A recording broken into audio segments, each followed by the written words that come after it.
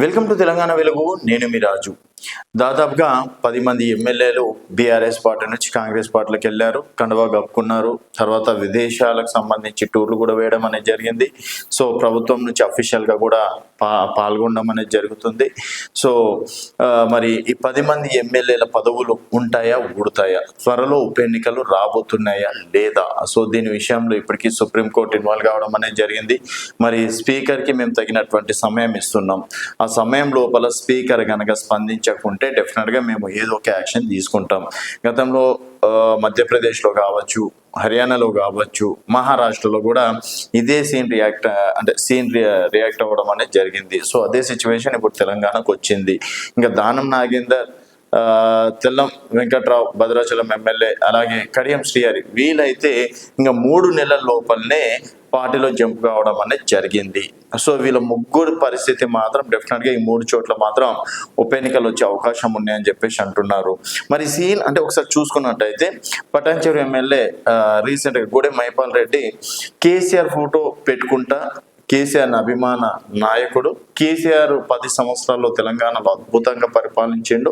So KCR photo పెట్టుకుంటే తప్పేంటి? Revanth Reddy photo కూడా పెట్టుకోలేడు, కేసీఆర్ ఫోటో పెట్టుకోవడం అనేది జరిగింది. సో మళ్ళీ బీఆర్ఎస్కి దగ్గర అయ్యే ప్రయత్నం ఏమైనా చేస్తుండా? ఒకవేళ ఉప ఎన్నికలు వస్తే మళ్ళీ బీఆర్ఎస్ నుంచి అయినా సరే పోటీ చేసి గెలుద్దామని అనుకుంటున్నాడా? సో సంవత్సరంలో వ్యతిరేకత వస్తుంది. సో మళ్ళీ బీఆర్ఎస్ఏ దిక్కు, ఇంకా కాంగ్రెస్లో మనకి ఎట్లా ప్రిఫరెన్స్ ఇవ్వట్లేదు అని చెప్పేసి బీఆర్ఎస్ సైడ్ చూస్తున్నారు కాబట్టి ఈ విధంగా రియాక్ట్ అవుతున్నారా?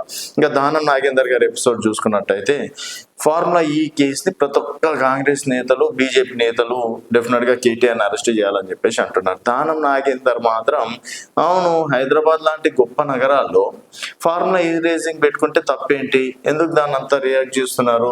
సో దానివల్ల మనకు పెట్టుబడులు వచ్చేటివి కదా, దాదాపుగా 100 కోట్లు మనకు లాభం చేకూర్చింది కదా. సో హైదరాబాద్ ఖ్యాతి అనేది పెరిగేది, అనవసరంగా దాన్ని క్యాన్సిల్ చేశారంటూ ఇటు కేటీఆర్కి మద్దతుగా మాట్లాడడం అనేది జరిగింది.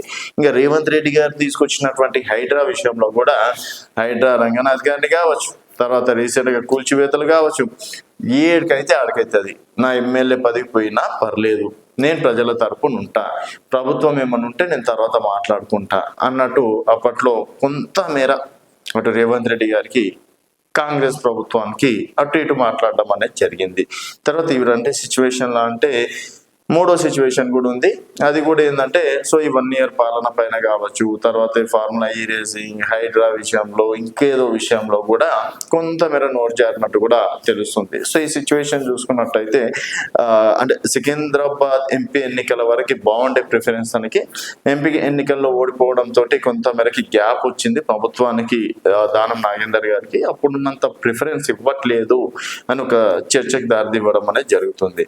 సో మిగతా ఎమ్మెల్యేల పరిస్థితి కూడా ఇదే అంట. సో గెలిచిన అంటే అప్పుడు ఒక మాట, ఇప్పుడు ఒక మాట మాట్లాడుతున్నారు. సో అధికార పార్టీలో మన ప్రిఫరెన్స్ ఎంతో ఉంటుంది, మనం ఎంతవరకు మనకి అంటే నెత్తిని పెట్టి చూసుకుంటారు అనుకున్నాం, తీరా చూసుకున్నట్టయితే అసలు డేకన్ కూడా డేకట్లేదు. సో బీఆర్ఎస్ పార్టీలో ఉంటే అన్న కొంతవరకు అయినా మర్యాద ఉంటుండే, ప్రతిపక్షంలో పోరాడితే ప్రజలన్నా మనల్ని విశ్వసించేటోళ్ళు. మరి ఇప్పుడు చూసుకున్నట్టయితే మనం అసలు ఈ ఎన్నికల్లో ఒకవేళ ఉప ఎన్నికలు వస్తే గెలుస్తామా లేదా అన్నట్టు కూడా ఆలోచిస్తున్నట్టు కూడా తెలుస్తుంది. సో పోచారం శ్రీనివాస్ రెడ్డి విషయంలో కూడా రాజీనామా చేసే అవకాశాలు ఉన్నాయి. రాజీనామా చేసిన తర్వాత ఉప ఎన్నిక వచ్చినా రాకపోయినా రాజీనామా చేసిన తర్వాత తన కొడుకుని మళ్ళీ బరిలో నిలబెట్టే అవకాశాలు ఉన్నాయి అన్నట్టు కూడా వార్తలు రావడం అనేది జరుగుతుంది. మరి ఇప్పుడు ప్రస్తుతం అయితే ఎమ్మెల్సీ ఎన్నికలు ఉన్నాయి, తర్వాత స్థానిక సంస్థల ఎన్నికలకు వెళ్ళే అవకాశం ఉంది. మరి 10 మంది ఎమ్మెల్యేలు నిజంగా వచ్చిన దారినే వెళ్ళిపోతే ఉప ఎన్నికలు అవేమి ఉండవు అనుకుంటా. బీఆర్ఎస్ మాత్రం అస్సలు రానిచ్చే ప్రసక్తే లేదని చెప్పేసి వాళ్ళు కూడా బల్లగుద్ది చెప్తున్నారు. మరి వీళ్ళేమో దగ్గరగా కేసీఆర్ దేవుడు, కేసీఆర్ అది, కేసీఆర్ ఇది అని చెప్పేసి అప్పుడు తిట్టిన వాళ్ళు ఇప్పుడు మళ్ళీ దేవుడు అది ఇది అని చెప్పేసి అంటున్నారు. సో మొత్తానికి మళ్ళీ రివర్స్ గేర్ వేస్తారా, లేకపోతే ఆ గట్టును ఉంటారా, ఈ గట్టును ఉంటారా? ఒకవేళ ఉప ఎన్నికలు వస్తే ఉప ఎన్నికల్లో ఫైట్ చేయడానికి రెడీగా ఉంటారా? పోనీ ఉప ఎన్నికల్లో కాంగ్రెస్ నుంచి టికెట్ వచ్చింది అనుకున్నాం, మరి పాతల పరిస్థితి ఏంటి? స్టేషన్ గన్పూర్లో కడియం శ్రీహరి గారు ఉన్నారు. సో వారికి టికెట్ ఇస్తే గతం నుంచి ఎప్పటి నుంచో ఫైట్ చేస్తున్నటువంటి పరిస్థితి ఏంటి? అండ్ జకీరాబాద్లో దానం నాగేందర్కి సరే కాంగ్రెస్ పార్టీ టికెట్ ఇచ్చింది అనుకుందాం, మరి విజయరెడ్డి పరిస్థితి ఏంటి? సో ఇప్పుడు భద్రాచలం చూసుకుందాం. పోడెం వీరయ్య గారు ఉన్నారు, మాజీ ఎమ్మెల్యే, ప్రస్తుతం కార్పొరేషన్ చైర్మన్. మరి ఆయన పరిస్థితి ఏంటి? సో ఇక్కడ ఎగ్జాంపుల్ ఇప్పుడు చివరిలో ఉప ఎన్నికలు వచ్చినాయి అనుకోండి. సో అక్కడ భీమ్ భారత్ పరిస్థితి ఏంటి? సో ఇట్లా చెప్పుకుంటా పోతే ప్రతి దగ్గర మళ్ళీ కాంగ్రెస్ కదో రకంగా గండమే.